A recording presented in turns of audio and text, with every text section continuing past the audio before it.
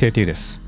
今回ちょっと冒頭からヤバめの話を3つほど。まず1つ目、あなたが使ってる X のアカウント11月10日を過ぎるとロックされてログインできなくなるかもしれないっていう結構クリティカルな話。2つ目、YouTube が TikTok と Instagram に対抗するためについに動画編集アプリの王様 Adobe と手を組んだかもしれないっていうプラットフォーム戦争の裏側の話。そして3つ目、めちゃくちゃいいねがつくって噂のスレッズの新機能、ゴースト投稿。このお化けテーマの裏には実はメタの黒い画策が隠されてるかもしれない。なんていうちょっと都市伝説みたいな話もしていきます。その他にも日本円の未来を変えるかもしれない。国内初のステーブルコイン JP/C の話とか、イーロン・マスクさんが作った Wikipedia ことグロキペディアの話なんかもサクッと触れていきます。今回はこういう今知っておかないとまずい話から SNS の未来を占うような話まで結構深く掘っていこうかなと思います。関連リンクなどは概要欄に貼っておくので、後でチェックしてみてください。X のセキュリティ、マジで再確認しないとやばい件。まず、本当に大事な X。旧 Twitter の話から。X が公式に11月10日までっていう期限を切って、パスキーとか指キーみたいな物理キーを使った2要素認証を再登録してくれって呼びかけています。で、これもし期限までに再登録しなかったらどうなるか。なんとアカウントがロックされるという話なんです。ロックされちゃうと、それを解除するために、認証アプリみたいな他の2要素認証の方法を改めて登録するか、最悪のケースだと、2要素認証の利用自体をやめるっていう選択を迫られることになる。2要素認証をやめるって、もう家の鍵をかけないで外出するようなもんで、めちゃくちゃ危険ですよね。つまりこの再登録をサボると、面倒な手続きをしてセキュリティを維持するか、危険を承知でセキュリティを捨てるかっていう究極の2択を迫られる羽目になる。ということです。だからこそ今のうちに絶対に設定を確認して再登録をしとくべきという話です。YouTube と Adobe が本気で手を組んだ。その裏にあるプラットフォーム戦略。次に動画編集してる人にはかなり気になる話。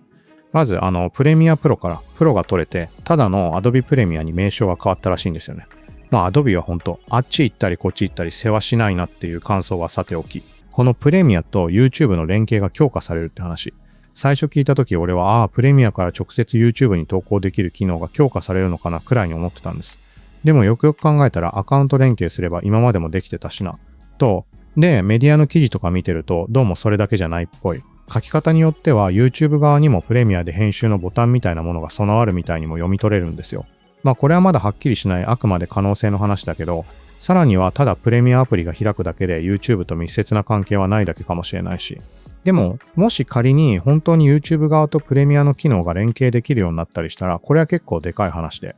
というのも、TikTok がキャップカットを Instagram がエリツっていう編集アプリを持ってるみたいに、他のプラットフォームって自社で編集アプリを抱えてユーザーを囲い込んでるわけです。動画の作り方から教育して自分たちのプラットフォームに都合のいいクリエイターを育ててるみたいな側面もある。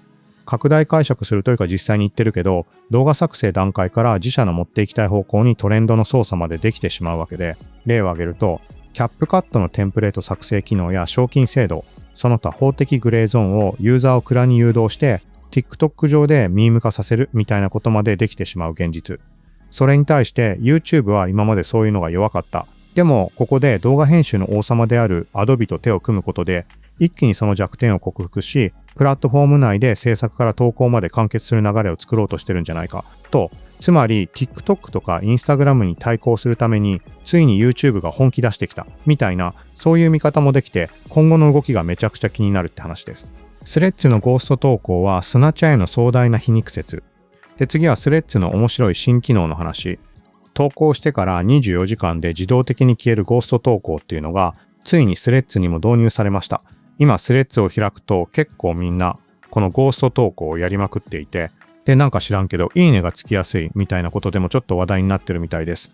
この機能今のところテキストがメインみたいなんだけど、面白いのが投稿への返信はコメント欄じゃなくて自分の DM に直接届くっていうところで、ついたいいねとか返信も投稿した自分にしか見えない仕組みになってる。だからプロフィール画面の投稿一覧がごちゃごちゃすることもない。自分のアカウントアイコンのところに吹き出しが出たり、プロフィールの上の方にインスタのストーリーズみたいな専用の枠ができて、そこから見る感じらしいです。より気軽に今何してるみたいな、その場のノリを共有できるようになったってことかなと。で、ここからがちょっと俺の個人的な感想というか、面白い見方なんだけど、この機能、名前がゴースト投稿で、いいねするとお化けのアイコンが出る。これどう考えてもスナップチャットのロゴ、お化けアイコンを意識してる動きだよなって話。表向きはメタあっても今更スナップチャットに興味もなさそうだし、モンマネとかいうレベルじゃないでしょみたいな雰囲気を出してるじゃないですか。でも実際この機能の実装とかアイコンの演出って、スナップチャットへの皮肉をめちゃくちゃ込めてる可能性が濃厚だと思うわけ。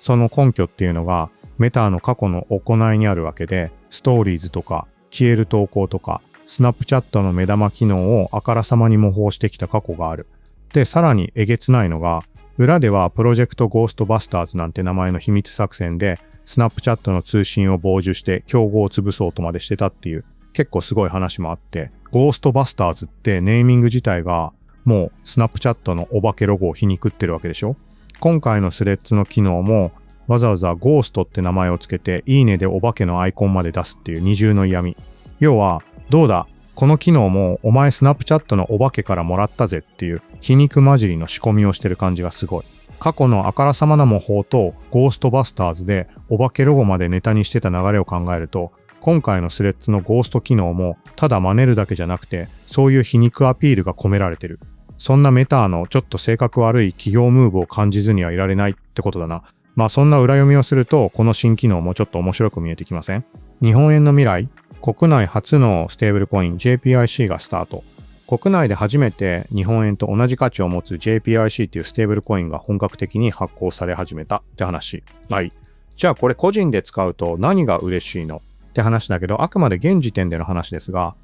例えば銀行を介さないから海外への送金手数料がめちゃくちゃ安くなったり、対応してるサービスなら24時間365日いつでも決済できたりする。将来的には給与のデジタル払いに使われたり NFT の売買がもっと簡単になったりするかもしれないっていう可能性を秘めてるわけです。ただ正直に言うと、今すぐ俺たちが普段の買い物でガンガン使えるかっていうと、まだそんなことはない。使える場所はまだすごく限られてるし、どちらかというと企業間の取引とか DeFi と呼ばれるレンディング的なビットコインなどを担保として JPIC を借りて運用するみたいな、ちょっと専門的な世界での利用がメインになってくると思う。とはいえ、こういう動きが日本円の未来を変えていく第一歩なのは間違いないかなと。イーロン・マスク版 Wikipedia、グロキペディアがついに公開。最後に、知識の世界にまたイーロン・マスクさんが新しいことを仕掛けてきました。Wikipedia に対抗するプロジェクトとして言われてたグロキペディアがついに公開されたみたいです。AI が作った百科事典として今ある Wikipedia とかにどういう影響を与えるのか個人的にはすごく注目してます。情報の信頼性とか、どうやって知識を共有していくのがベストなのかとか、また新しい議論が起きるんじゃないかなと思います。ということで今回は以上となります。今回初めて聞いた方はぜひフォローお願いします。また、耳辺の聞くまとめと記憶してもらえると、検索などですぐに戻ってこられます。